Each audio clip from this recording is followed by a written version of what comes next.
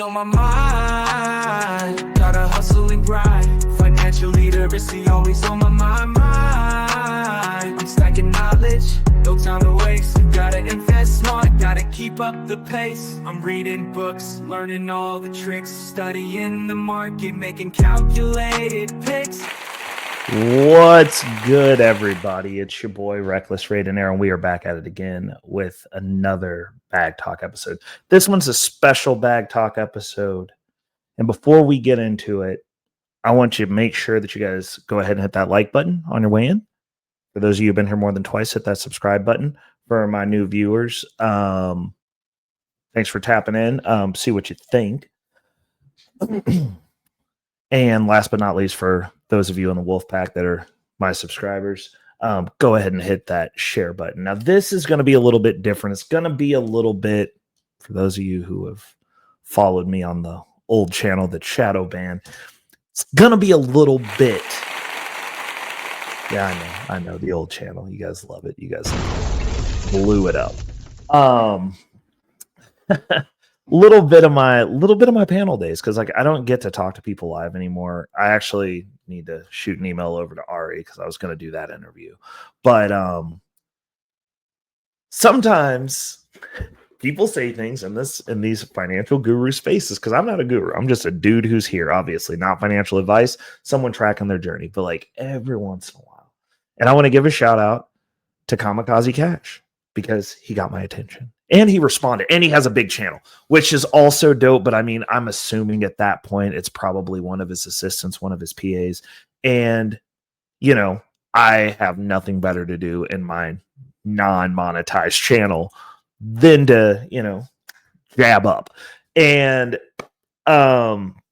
he did a video, and I'll have the video down in the description so that you guys can watch it, basically saying that high yield ETFs are garbage. Everybody's going to lose all their money. And it's a shock and awe channel, which is why he has 100. Actually, at the time that I looked at it, it was like 193,000 subs. Very successful. Very successful.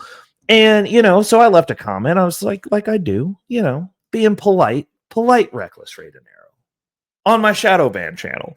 And I was just like, yo, context, like, I get it, but you're coming at it from this like mile high cliff. And he was like, well, you know, you're just racing to the bottom and you're going to get your stuff back. And somebody responded. I think it might have been him. I hope it was him. Like, if it was, that's dope, because if I ever get to 193,000 subs and I'm making the majority of my money off YouTube, best believe I'm going to be down in those comments as much as I can. With that many people watching the videos, though, I understand, because I get overwhelmed now. Granted, when I'm responding to you, it's after a 12-hour day of manual labor, because I still go to work. I still have a job. I am a normal person. I am not above anyone. I never talk as though I'm above anyone. I do some things different with some money, and I post my receipts, which is another part of my topic here. But I don't like it gets overwhelming when I come back, because some of my videos pop off and I have like 20 comments. I'll respond to all of them, and I sit here and I take the time to read the comment, think about a response, respond. Not to mention those of you in the Wolf Pack that tap in with me during the day, hitting me up on Instagram, dropping in my DMs to talk shop, talk about money. That's what we love to do over here. Because like we're getting it out the mud. We're getting out the trenches. And unfortunately, we are not already rich. And one of the things, and I'll never forget this, one of my mentors that helped me acquire the property that I am living in right now. Yeah, I bought a property, which is apparently, according to the gurus, not Kamikaze Cash, but some of the other ones on some of these other YouTube channels that we all see each other around over on this side of YouTube. He's not necessarily over here. But all those gurus say that if you're making under six figures, you cannot own a house. I own a house. Well, townhome. We ain't got to lie to kick it. But I own a piece of property, and I got a pretty good, healthy amount of equity in it that we're getting ready to tap after we get through our debt elimination that we're tracking, because we post receipts on everything. Big on receipts. Real big on receipts. Receipts, then opinions. That's what I always say. Receipts and opinions. Something along those lines. But as we're like going through this, like there's a lot of stuff that people say that just mathematically they expect you to do things that don't work. And I kind of think it's because they want everyone to either go get a job that's going to get replaced by AI, because so you can say you make 6 figures, and then hopefully, depending on where you choose to live, you have enough disposable income to also invest tons of money. Or you have a YouTube channel where you're monetized. Like, I don't know. This one's not. I don't buy engagement. Like, this is literally as grassroots as it gets. I'm getting pretty decent about sharing my videos on social media, and like we're trying to do some of that and through some of my public channels. But I don't really go around just like telling people I do this, because honestly, as you all know who have been here for a while, this is me documenting my journey for the people predominantly in my family and my close friends, because I don't really consider myself having friends. I have family, and that's it. You're either an acquaintance, which is like a nondescript person that I don't care about, or your family. Like, I don't have friends. I don't have a bunch of friends. I've never had a bunch of friends. Something that happens when you grow up punching people. Like, the people who you punch people with are your friends. And like, there's a handful of us and we're still friends.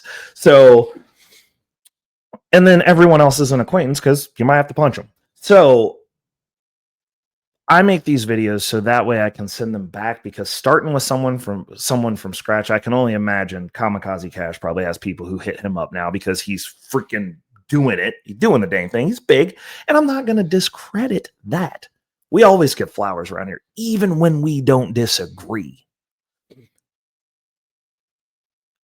But I'm willing to bet that he has people that are just hitting him up because he's big on YouTube. You see his stuff. I mean, I saw his stuff. It showed up on my feed. I like to talk about money. He likes to talk about money. Different angle, different assets, different style. But I bet there's people who hit him up that are like, yo, I just saw your stuff. I can't believe it. You were telling me about this back in the day. How you been?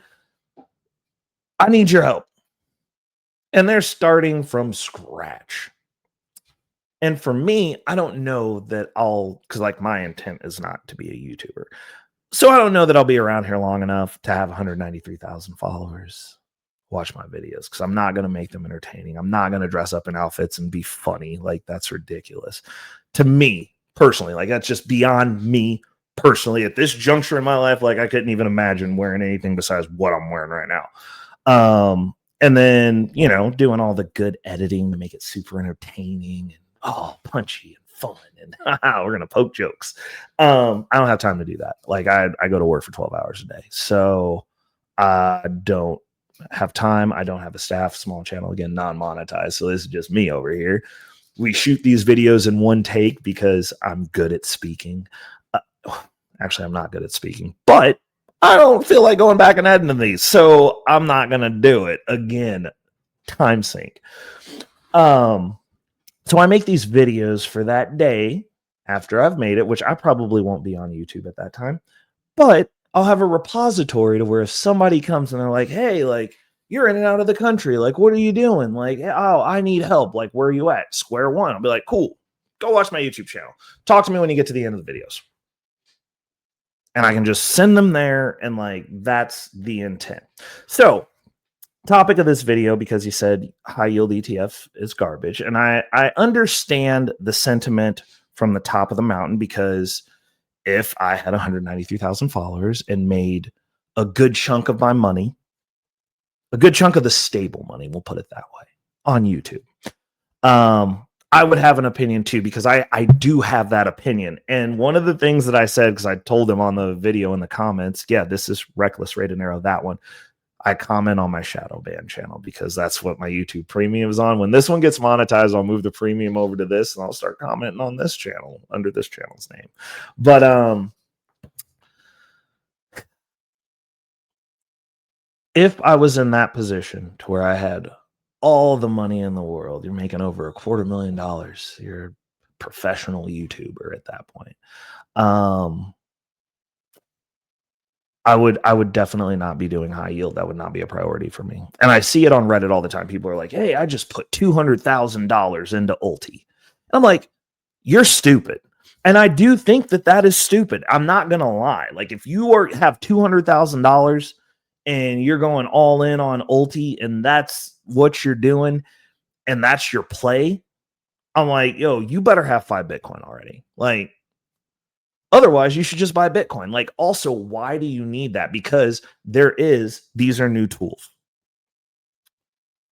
And I guess we're starting this off with who it's not for. It's not for high income earners. You're already, unless you're trying to quit. I mean, I guess you could say that, but like people post about it as though they're either already retired or they're doing something else. I'm like, well, if you're doing the 4% rule and like you're in that land already, or you're like trying to get out sooner and you have that amount of money, it's more efficient to just buy Bitcoin. There, I said it. Like, high yield isn't necessarily for everybody. I know everybody likes to see that money come in, and that's a dopamine hit and an ego thing. And the cost of having an ego is generally you're going to lose money. So it's not for high income earners or people who are already high net worth. The angle that I came from in my statement that he kind of wanted to like look down the mountaintop, I'm like, well, I'll make what you make, so I can't do that. Was, oh, well, like you're just losing money in the meantime, da. And I track my receipts. I'm not losing money. I just sold off of my msty position. We were up 20% total profit on that position with how we got paid. The NAV went down. Paid the whole time. Even when the NAV was down, it was still paying, which means that I secured the NAV loss, even though I had gotten paid up to the point where I was in the green 20%. But that doesn't matter to these people because they go, number go up, number go down. This is stupid. NAV erosion. And NAV erosion, by definition, I'll go ahead and just throw some definitions out here because definitions of things matter. NAV erosion would be not recovering after the distribution is paid. Now, if you get paid the distribution and then it goes back up to the level of where it was when the distribution was taken or above it, that is not NAV erosion. If the market goes down and you have calls and these things are tied to an underlying asset, then yes, that goes down. That is not NAV erosion. That's called market movement. There is a difference. And frankly, for people who are in this market, because I'm not in this market, the fact that y'all don't know the definitions of this, and like the people at the top like to make videos for people who are uneducated, and they play on this because for someone like Kamikaze Cash, he's been in stocks longer than me. He knows what NAV erosion is, or should by definition, because you can just look it up. It's not hard. But when you make these shock and awe clickbaity videos, because it got me, I clickbaited it. I'm like, okay, tell me about why my investment sucks. And his explanation, again, partially made sense. Except for someone like me, someone in my position, working class people. I personally believe, based on my experience, and I've only been in these products for a year. The products have only been out for 2 years. And I'll give that. This could all blow up in my face with that portion of my portfolio, but that's not the only thing I hold. It is high risk. It's new. My belief set is, I remember I've been watching Wall Street Trapper, who I like, that also posts his receipts. It's amazing that there's some people that post receipts. And it just goes to show you can make a lot of money on YouTube and still post your receipts. You can make a lot of money from your Patreon, Kamikaze Cash, and still post your receipts. I'm not hating on the game, playa. There's just people don't show the receipts, and they definitely don't show them when they're bad. And, Trapper is one that I've seen him post red days. I post red days. My videos are just when they're done. I do my monthly update where I show the Charles Schwab portfolio. We do the Robinhood portfolio every week that I can. Sorry, I missed a week because I'm moving my schedule around for you, Kamikaze Cash. You should feel extra special. So I bumped the video out.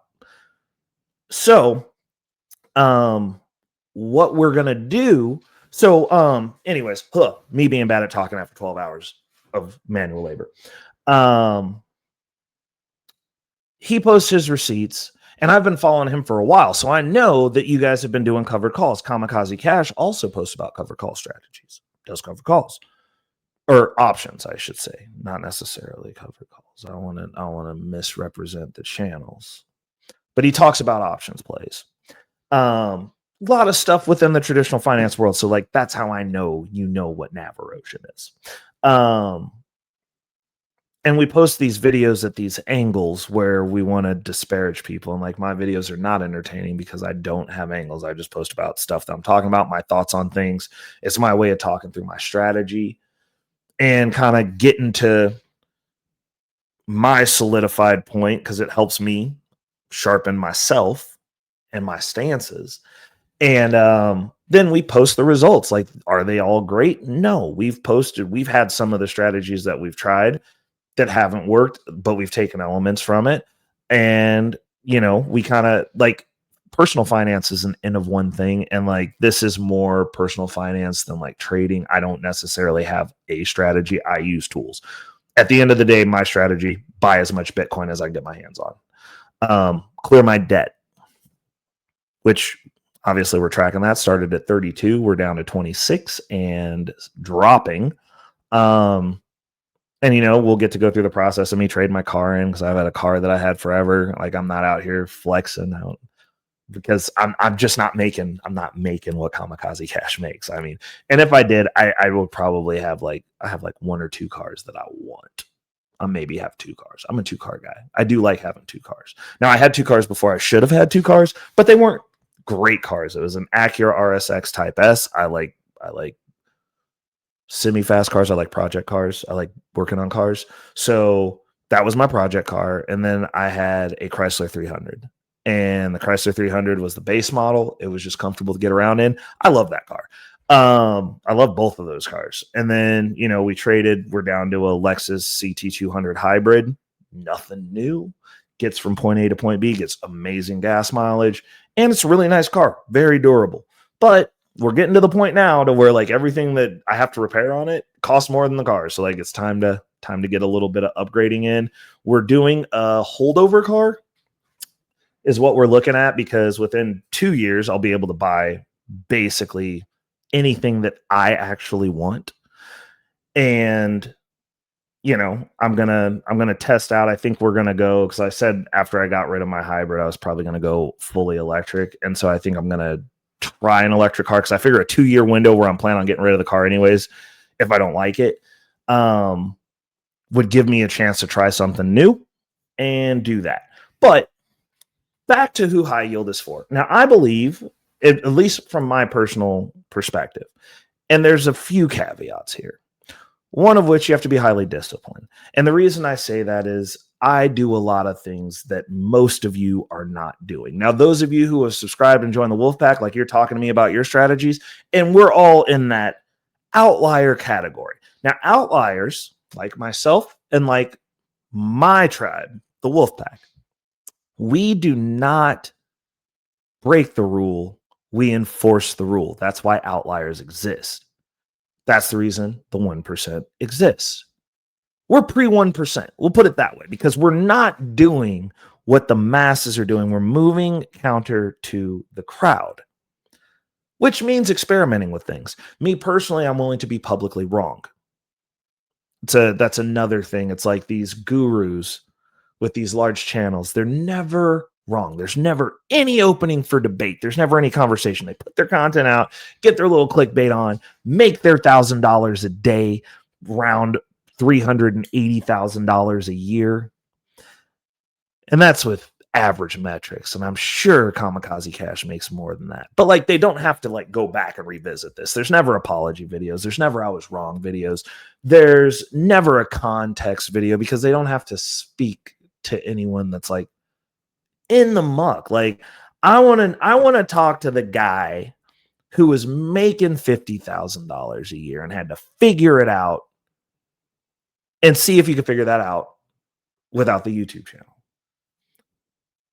I feel like most of these guys are in position where they can sit around and pump out content all day, which means that you're probably working from home, which also means that you're probably making over 6 figures, which also means that like there's like a bunch of steps in place where it doesn't make sense for you to use high yield. Now, for the rest of us, who are going to work for 12 hours a day before they record their videos, who don't have a team to help them edit, who can't sit around and just pump out content all day, who've done everything on their own, bought this house on my own, bought my cars on my own, been on my own since I was 16 financially. My parents did give me a place to sleep, but I literally just slept there because I've been working since I was 15. So outlier again. Now my savings rate is at minimum. I try to have at minimum. I try to hit a 40% metric. Last month we hit 56%. We've gotten as low as I think 37%. Oh, nope, 35%. It was a low month, but we were in the ballpark and I was still happy that we hit that 35. So I'm willing to, and my money is on a system we are accelerating. And a big piece of that is high yield. And the reason being is because I cannot at my income level go just buy the underlying asset and use it during the volatility. And I'm saying that as somebody who is a whole coiner with Bitcoin. I can't even do it with that. It's not there yet. So the name of the game for us, for people in my situation, regular people, sub $100,000 people, those of us who you say can't own homes, who just can't survive anywhere in America because we're supposedly down bad. It's terrible. We can't exist. I will say at this juncture, I would be having to work some magic to buy this house, the townhome that I'm in now, because how much it's gone up. I bought at the beginning of COVID when everyone was scared of buying a house. Again, outlier, counter the crowd. Everybody's shoring up. Hold up where you're at. Don't move. Don't do anything. Stay in your apartment. I knew the apartment rates were getting ready to get jacked up. I don't want to pay them. And I have decent credit right now. We also track that every month. It's about 730. Just got up 2 points. I got my notification today from Credit Karma. But buying my house again right now, it's about, I'd say somewhere between 70 and $100,000 more than what I paid for it, plus the interest rate. So I don't know that I would be able to afford it now. But I also bought when everybody was like, you're crazy for buying a house. The bank also was like, you're crazy for buying this place. Like, we don't want to, are you sure you can afford it? And I did, I made it work. But buying the physical asset of Bitcoin, any stock you could imagine, and having to use it at the same time is mathematically not even possible. Like, I would wash out my holdings. I would eat into my future growth. And with stocks, it would be even worse because, like, company that I'm long on, MicroStrategy, which I consider Bitcoin, I'm willing to sell. The volatility on that alone would wipe that position out with what's been going on with it. Now, holding it, not a big deal if I don't have to use it. The issue is if you have to use it. So what am I doing? I'm accelerating my income. That's where I think the sweet spot for this is. I do believe and agree with Kamikaze Cash that this is a garbage investment if you are already in a high income job that you're not worried about losing or trying to get out of, or you already have a ton of money. Like, if you have a ton of money, if you've already got holdings and you're like, I got $1 million portfolio and I'm going to take 200,000 of it and put it into high yield, I would just put that in Bitcoin and then just eat the 4% and then be happy, bro, and do the Bitcoin last. Like, I would not do that if I didn't have to. So again, tools for the job. Growth is a tool. People get emotionally attached to these and then want to make their little hokey videos telling everybody else their strategy is garbage. You know what strategy is garbage? Every single one in comparison to just buying and holding Bitcoin. Every single one. Nothing I've done. You're not going to beat the hurdle rate of Bitcoin. You can't beat that Kager. If you could, you would have a hedge fund of your own. And you for sure would not be on YouTube as a career. It just makes no sense. And this is coming from somebody whose job is working with wealthy people. You know how many of them are on, and this is net worths of $1 million plus. I work in home automation. I do smart home tech. Just got back from Cedia. That's what I've done for the last 12 years, along with investing in Bitcoin. Been doing that since 2013. None of them are on YouTube. Literally, not a single one has a YouTube channel. Like, they're not YouTubers. So that's the first thing. Now, I'm not saying that, you can't be on YouTube, but what I'm saying is, generally speaking, outside of opinion pieces, I mean, we don't see, like, I mean, Ray Dalio's not doing live streams on YouTube. Like, Buffett's not on YouTube.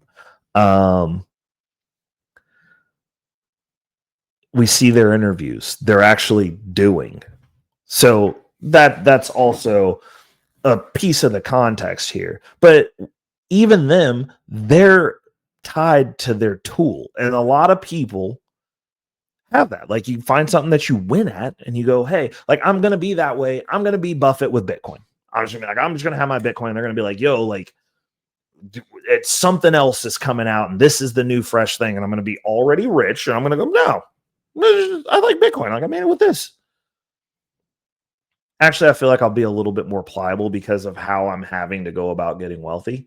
But you have to I break finances, and I'm not going to say you have to do anything, because none of you have to do anything. All of you have your own experiences, your own lives, and you're going to have to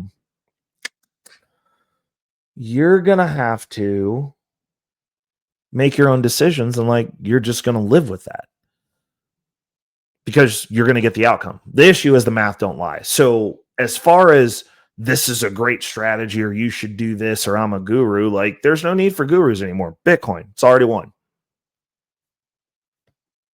Period. Buy and hold Bitcoin. Oh, well, in this little window of time, this did so great in dollars. That's my next point. At the end of the day, again, all roads lead to Rome. It's about Bitcoin, because inflation, because debasement of the currency, because M2 money supply. If everything you're dealing in is valued in dollars, that's a problem. And you ain't even got to take it and value it in Bitcoin. Put it into gold. Put your favorite stock into gold, because my favorite stock, MicroStrategy, is down, 80% against Bitcoin? The S&P 500 is down 90, I think it's 90 to 100% against Bitcoin.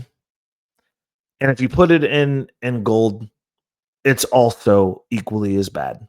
So for me, going to work for 12 hours a day and destroying my body really isn't worth it at this point. And so, I think back to when I got into Bitcoin, and there were people like Kamikaze Cash in 2013. They were like, that's stupid. You're going to lose all your money. And that, not just online, it was like wealthy people, because I was like, when you first get into Bitcoin, you're like, it's like being an evangelical Christian. You just want to tell everybody the good news. They look at you like you're stupid and tell you to get out of their face. Difference being, like, years later, you look at, like, now people still hit me up and be like, yo, like, you were doing Bitcoin back in 2013. I'm like, yeah, I never stopped. Oh, like, yeah. Well, like, what are you doing now? Like, I'm doing a few things now. And it's because the situation that I'm in, I don't want to spend the Bitcoin. I'm trying to wait until the Bitcoin's, like, usable so I can leverage it. And I don't ever want to give it up. But you got to get positioned for that, because there's levels to this. So the cumulative financial look at it, high yield dividends is a tool. And I agree that if you're on the mountaintop, you're making $1,000 a day and about 300 plus a year, like Kamikaze Cash, then yes, it's garbage for you. But what's your solution for the people who are trying to build something while actually having to maintain something? Because if I just had to, like, sit, pay off the debt, and I couldn't use the dividends to pay off the debt, because the thing that they keep forgetting is, even with the price fluctuation, I still have that nugget that's producing income. Now, I've been in it for over a year. I have seen zero reverse splits on any position that I was in. Now, this goes back to choosing. Obviously, I have a thesis, I have a narrative. I use the high yield things that support that narrative. Now, the Robinhood portfolio is different from my primary income portfolio, the commonality being ulti, and that's because it's diversified, high risk. I am not averse to high risk. What most people, even in the degenerate spaces of TradFi, consider risky, I do not consider risky. I've done worse. And I've lost money faster. So, like, that is not an issue for me personally. Again, anomalous. But if I needed if I had to pay, then holding an individual asset just doesn't make sense, because you're going to burn through the asset before it gets the chance to do its thing, because that's a different level of tool. So for a working class person who's, added over 0.5 to his income, that's super helpful for me. Not so I can go spend more money. My savings rates, I look at them. We're looking at the debt. It's going the direction it needs to go now. And, like, in the onset for me, for even getting into this, it was in a state of, oh, I don't want to lose my house. So, like, just context, let's personalize it since we're going anomalous, and I'm responding to you as me. When I got into high yield and jumped off the porch on it, I'd already been using my credit cards to leverage to buy assets. So, like, I bought some Ethereum, some DeFi space income producing deals that required a lot more work before I found out about high yield. And high yield is exactly like yield farming. Since you talk about crypto, maybe you know about that. Do you actually get on chain? Because I've been on chain. I was there when Ethereum launched. I was there when Solana launched. Like, I do stuff on chain. So one of the things that I like to do is get into the DeFi space, because 2018's bull run, that is how I got the property that I'm in. Now, it's not paid off, but like, I cleared $35,000 in debt that year. Got myself over, I finally got over the threshold of 1 Bitcoin, leveraged it, did some stuff with that, used DeFi to pay it back. Again, accelerating my income.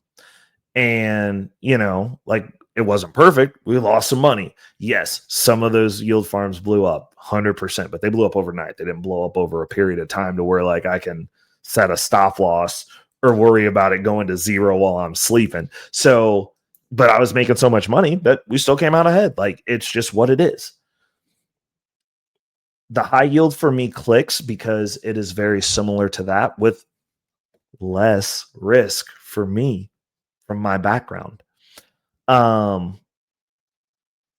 Even still, I'm able to make more income with less drama or risk. I don't have to worry about stuff going south. I don't have to worry about maintaining. I can make my adjustments over lunch when I take my bathroom break in the porta-john at the construction site.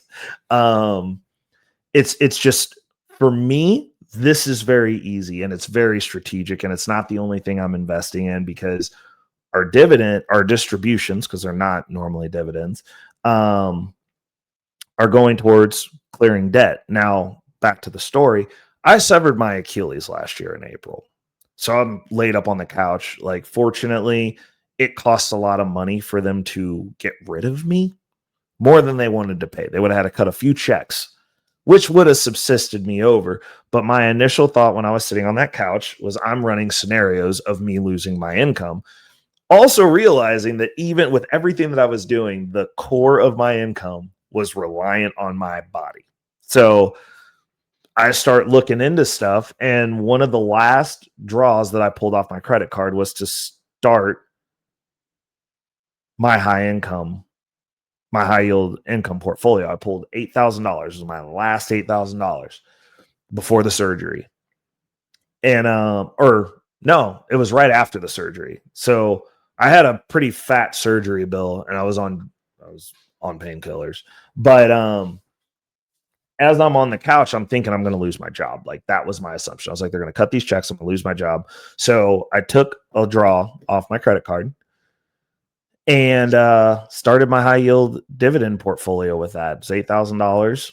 And, you know, the $32,000 that we got up to, I was also on I'm on a high deductible insurance plan because I don't normally get sick or injured. That was my first major injury ever. As you can see, I'm still in good shape. I worked out through that injury. Was doing push-ups and sit-ups with my leg suspended. Kind of a standards thing. And I needed to make sure I wasn't going to lose my house. So the initial $8,000 went into msty. That was giving me about $1,000 a month at the time. And then we went through the rally where msty went up, got some appreciation, did a few trades on it. And, you know, I was in it for a year. We sold the last bit of it and I bought through the peak. Sold all the way down. We sold the last of it literally. So this is going to be airing this Thursday. Monday, September 8th is when I'm recording this. Sold the last of it today in the 15s, like $15.40 and some change, whatever. And that was the end of that ride. Now, do I not believe in MicroStrategy? Yeah, I'm super long MicroStrategy. I'm super long Bitcoin. Like MicroStrategy is getting ready to start getting put back into the portfolio because I still owe myself 10 shares. But msty drugged me, and the only reason I sold it, literally, was because it drugged me out of my passive income percentage rate. And that's because right now I need it between 80 and 100%. That's what it needs to be for me right now to do what I want it to do right now. And I can manage it to keep it within that range, which means you got to sell all positions that aren't doing what they need to do for you. The position in and of itself, do I think msty's going to reverse split? No. Do I think that msty's going to implode?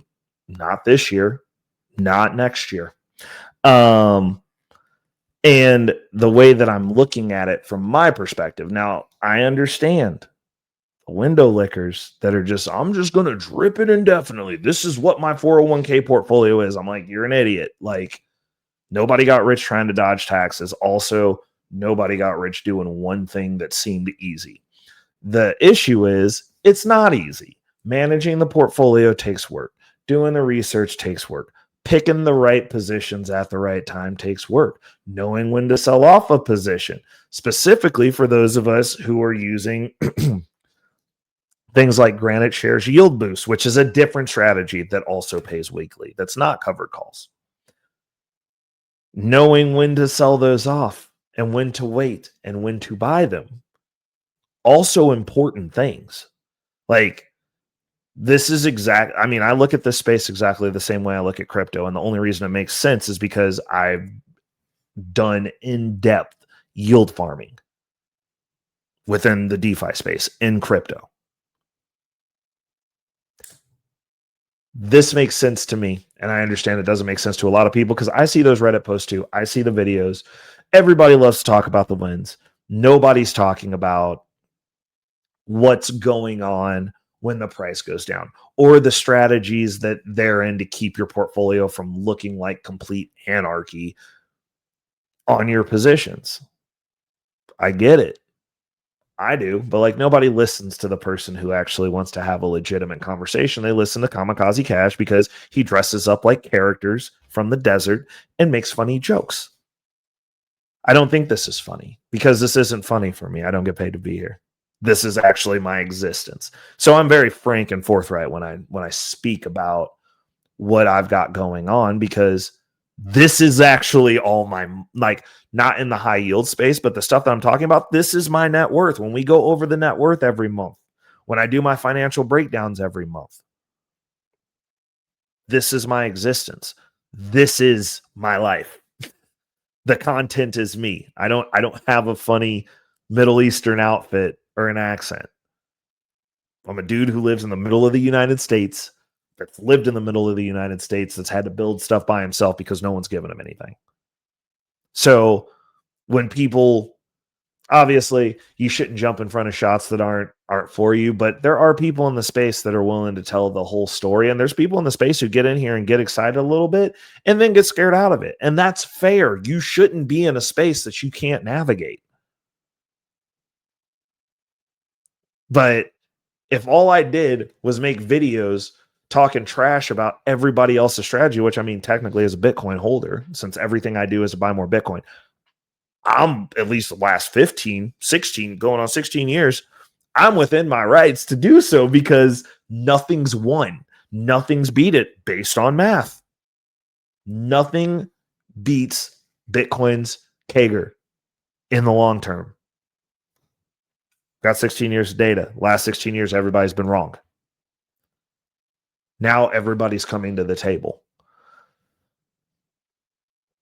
But if I did that, I'd probably have a bigger channel. Maybe I should do that. I'm not going to do that. But, you know, like I just think it's such a non-starter conversation to just have no context, but like your own peer view and no solution. Because there wasn't one given. It's just like, hey, I'm gonna shoot my shots and then run back in behind the building because I make a bunch of money on this YouTube channel. And like that's fair, but we're going old school. We're going Fight Club here. Like if somebody can mathematically break down like a better strategy, I'd love to have that conversation. I'd love to see how that works. For somebody who makes under six figures that has to be able to use the investment immediately to maintain or manage or eliminate debt. I'd like to see something that accelerates your income that way because we've done, before we settled on this strategy, this type of strategy, we'd done a few things. And, you know, the results are, it'd take longer. I wouldn't have $26,000 cashed out this year. I wouldn't have that debt. Also, when we're talking about returns, now the way that this video kind of posited it was positive from the window licker perspective, which being a rich window licker is beyond crazy to me. I'm like, how am I having to work this hard? And this dude's licking windows, just going, I'm just gonna throw $200,000 at Ulti. I'm gonna do that. And I'm like, I hold a bunch of Ulti, and I'm like, yo, that's stupid. Like, I would just buy a Bitcoin at that point. Like if my portfolios, I have no intent of having them really get to Bitcoin price level. Because, well, I mean, honestly, I'm buying Bitcoin with some of those distributions too. There's a percentage that goes out to keep my Bitcoin buying trickling in, getting me some sats. We're stacking sats always. But if it got to that point and like I'm at a point where I can pivot over and do 4%, do the 4% rule, and I'll be good on Bitcoin, I'll do that. But what's probably going to end up happening is I'll get my portfolio set up to where I have enough Bitcoin to leverage the Bitcoin, and then the Bitcoin will go into high yield and then funnel back into the Bitcoin with some extra Bitcoin. Like, we'll probably do that. But yeah, like I don't think it's for high net worth individuals. I don't think it's for specifically high income earners. It can add a little spice to a 401k, like, you know, 10% allocation. But I'm like, you should also probably have 20 to 30% of that portfolio in Bitcoin, in my opinion. Like, I just don't see this as a be all end all. It's part of the puzzle. Like, this is like, well, it's not going to be spending money for me because it's going to rapidly turn into investment money. And once I'm at parity with my salary, which is not six figures, I'll be able to just rapidly acquire my long-term holdings portfolio because it was funding that before.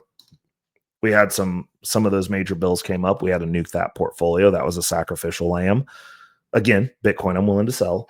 And, you know, we're in the process of building it back up.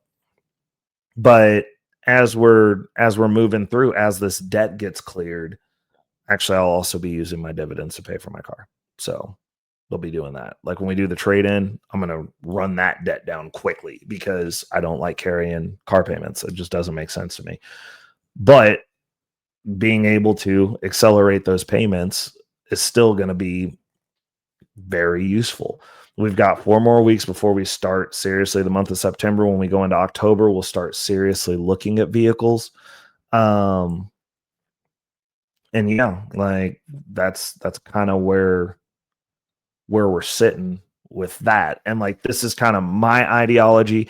And what I can say is, since I am tracking my receipts, we look at the net worth, we get to see whether we're sinking or swimming. So far, even on these bad months with drawbacks, we're moving in the right direction.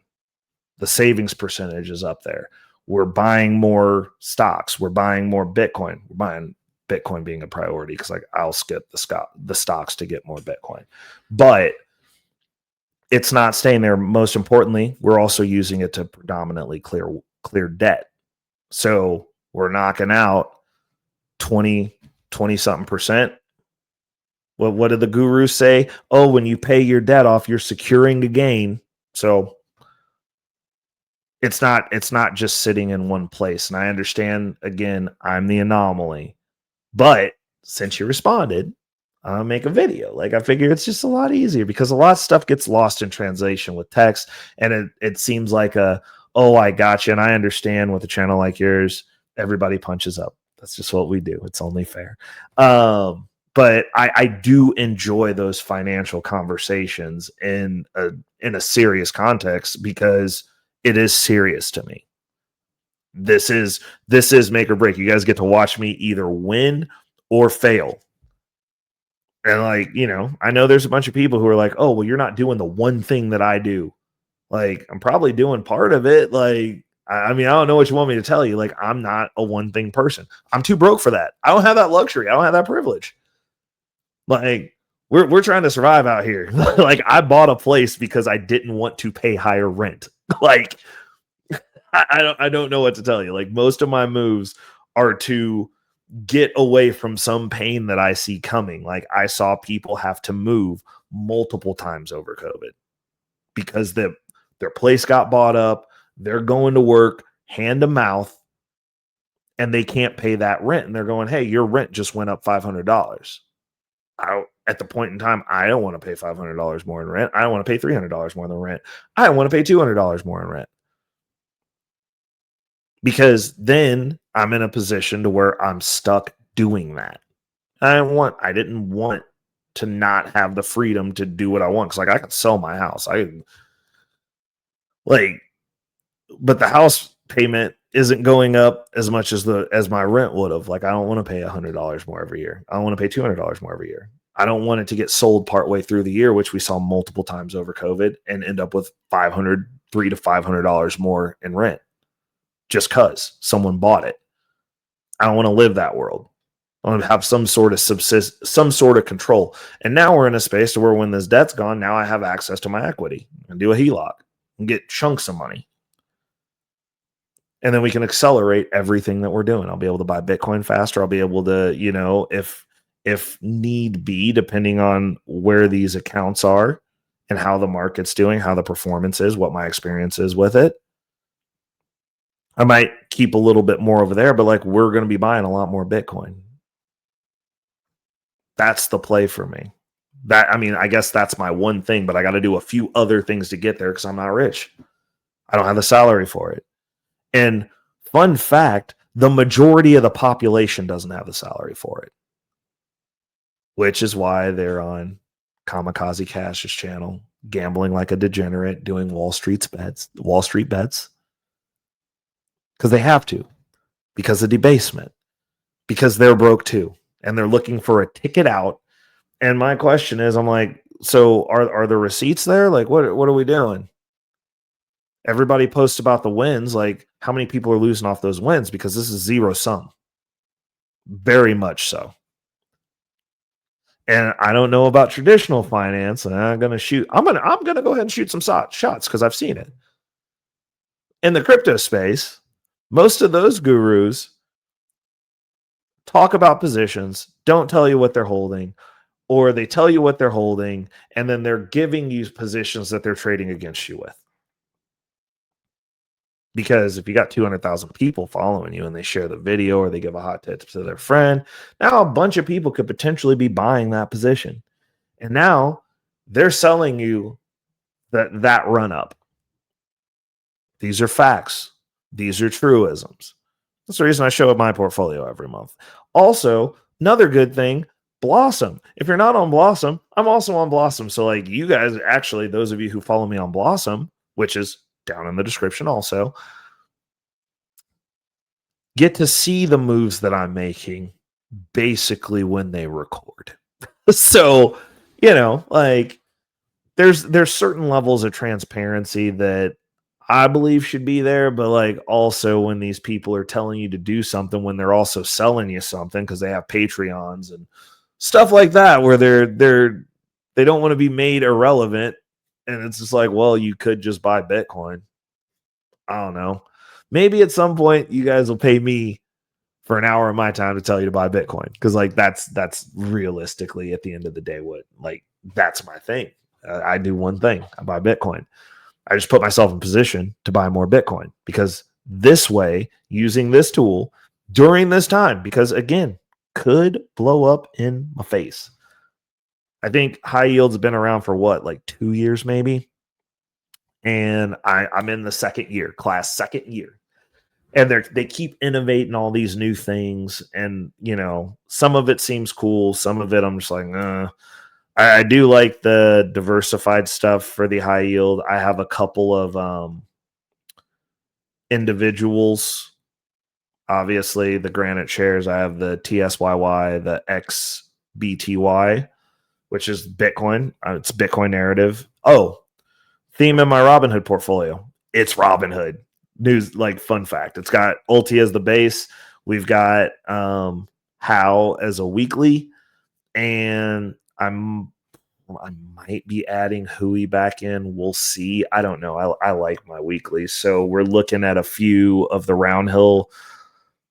other roundhill positions, and I might throw in a little bit of Granite shares to diversify that out with a few individuals. But I like the Ulti as a